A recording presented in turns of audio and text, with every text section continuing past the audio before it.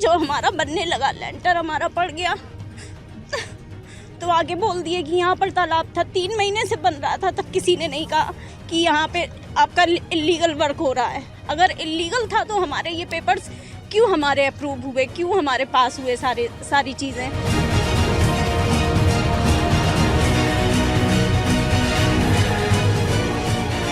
Supreme court का आदेश है कि बगैर किसी नोटिस से किसी के मकान पर बुलडोजर नहीं चलेगा। अभी कुछ दिन पहले सर्वोच्च न्यायालय ने आदेश दिया है, लेकिन पूछ लीजिएगा अभी आप गुप्ता फैमिली से, इन्हें कोई नोटिस नहीं दी गई, एक भी नोटिस, सिंगल नोटिस इनको नहीं दी गई। और कल रात में चोरों की तरह बुलडोजर लेकर आए और इनका पूरा मकान गिरा दिया। धर्मनगर अयोध्या राम मंदिर बनने के बाद से हमेशा से चर्चा में रही, लेकिन 2024 में बीजेपी जब अयोध्या से लोकसभा चुनाव हारी, तब से ही अयोध्या की चर्चा पूरी दुनिया में बहुत तेजी से बढ़ गई। बीजेपी की राजनीति जहां से केंद्रित थी, बीजेपी वहीं से बुरी तरीके से हार गई और समाजवादी पार्टी ने वहां से परचम लहरा दिया।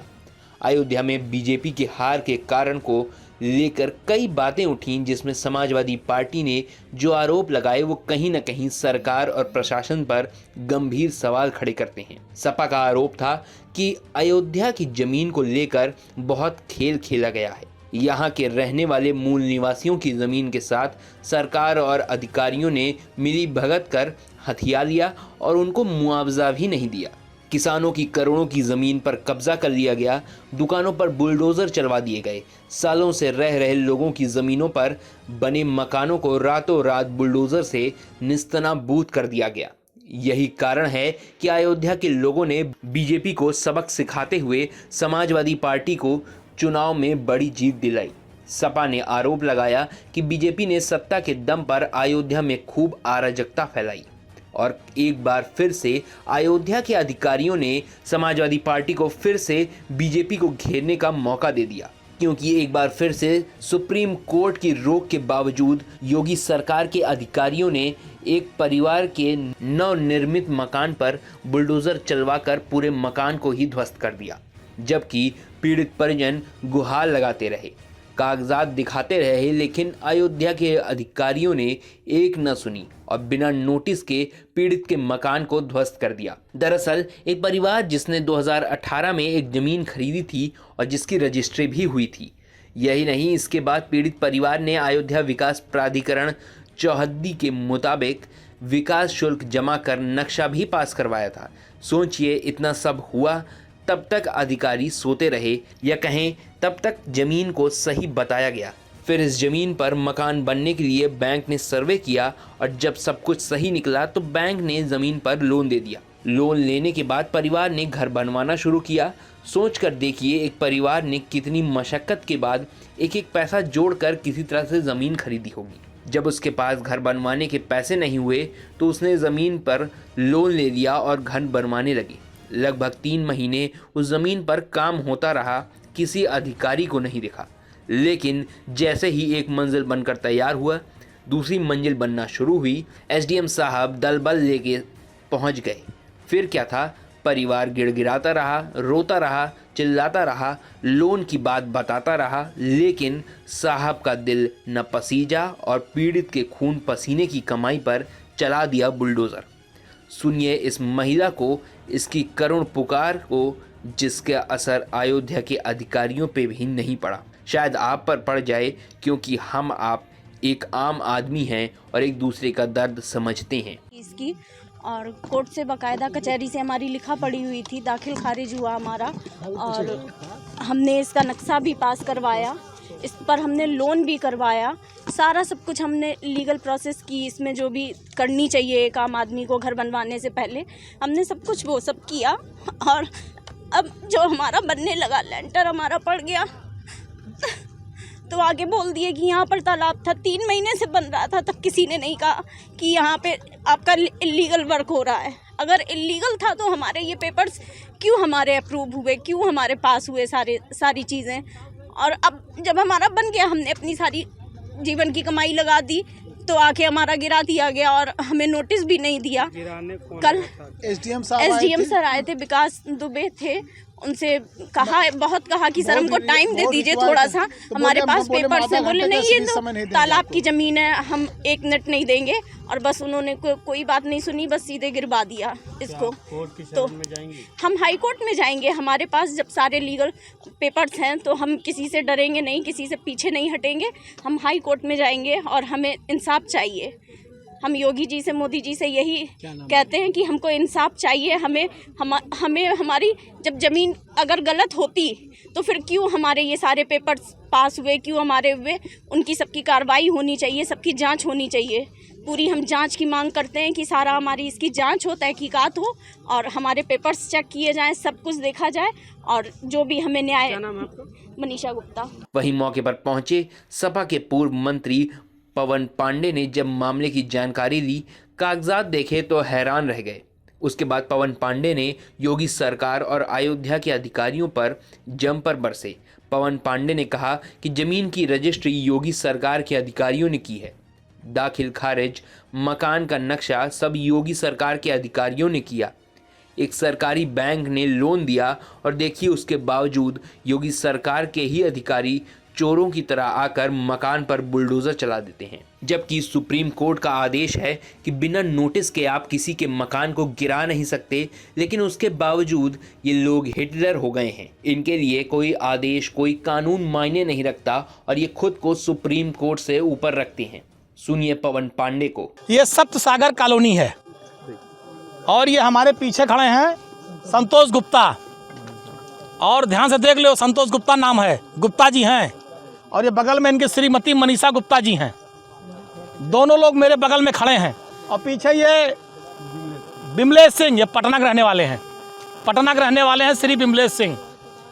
ये गुप्ता परिवार है। पीछे देख लो, पूरी बिल्डिंग जो गिरी हुई है, छत, ये जो छत पूरा गिरा हुआ देख लीजिए आप लोग, छत। मनीषा गुप्ता और इनके पति संतोष गुप्ता ने 2018 में जमीन ली। कितनी जमीन है ये? 1800 स्क्वायर फीट। इन्होंने 1800 स्क्वायर फीट जमीन लिया। जमीन लेने के बाद उस जमीन का दाखिल खारिज कराया। दाखिल खारिज अयोध्या के अधिकारियों द्वारा तहसील में किया गया। उसके बाद इन्होंने बैंक का लोन लिया। बैंक मैनेजर द्वारा बैंक का लोन लिया गया और बैंक मैनेजर का कहना है कि हमने यहाँ पर जांच किया है, 30 वर्षों के पहले यहाँ कोई तालाब था ही नहीं, ऐसा बैंक मैनेजर ने बयान दिया है। उसके बाद इनकी ज़मीन पर जो बिल्डिंग इन्होंने बनाना शुरू किया, जो आप देख रहे हैं, जो योगी सरकार के बुलडोजर ने गिराया है बगैर किसी नोटिस के। 3 महीने से लगातार काम चल रहा था। 3 महीने से छत पड़ गई थी पहली, दूसरा ऊपर काम चल रहा था। इन्हें कोई नोटिस नहीं दी गई। इनका इस ज़मीन पर दाखिल खारिज है। विकास प्राधिकरण से पूरी तरह से नक्शा पास है। विकास प्राधिकरण का नक्शा किसने पास किया? योगी सरकार के अधिकारियों ने। जमीन का दाखिल खारिज किसने किया? योगी सरकार के अधिकारियों ने। योगी सरकार के अधिकारियों ने दाखिल खारिज किया। नक्शा किसने पास किया? योगी सरकार के अधिकारियों ने। लोन किसने किया? बैंक के मैनेजर ने। बैंक सरकारी किस बैंक से है? यूनियन बैंक, सरकारी बैंक है यूनियन बैंक। उसके बैंक के मैनेजर ने पास किया। और उसके बाद सुप्रीम कोर्ट का आदेश है कि बगैर किसी नोटिस से किसी के मकान पर बुलडोजर नहीं चलेगा। अभी कुछ दिन पहले सर्वोच्च न्यायालय ने आदेश दिया है। लेकिन पूछ लीजिएगा अभी आप गुप्ता फैमिली से, इन्हें कोई नोटिस नहीं दी गई। एक भी नोटिस, सिंगल नोटिस इनको नहीं दी गई। और कल रात में चोरों की तरह बुलडोजर लेकर आए और इनका पूरा मकान गिरा दिया। इनका पूरा मकान गिरा दिया। इन्हें कोई नोटिस नहीं। अगर इनकी ज़मीन गड़बड़ थी तो इनको नोटिस देते, ये कोर्ट जाते, मुकदमा लड़ते, अपनी बात कहते। लेकिन ये तो हिटलर को फेल किए हैं भाजपा सरकार वाले, कि न कोई नोटिस देंगे, न कोई बात करेंगे, सीधे आएंगे बुलडोजर लेके मकान गिरा देंगे, जिसकी समाजवादी पार्टी निंदा करती है। भारतीय जनता पार्टी की सरकार के जो ये अधिकारी हैं, जिन्होंने दाखिल खारिज कराया, जिन्होंने विकास प्राधिकरण से नक्शा पास कराया और जिन्होंने इसको गिराया बुलडोजर से, इन सब पर कार्रवाई होनी चाहिए।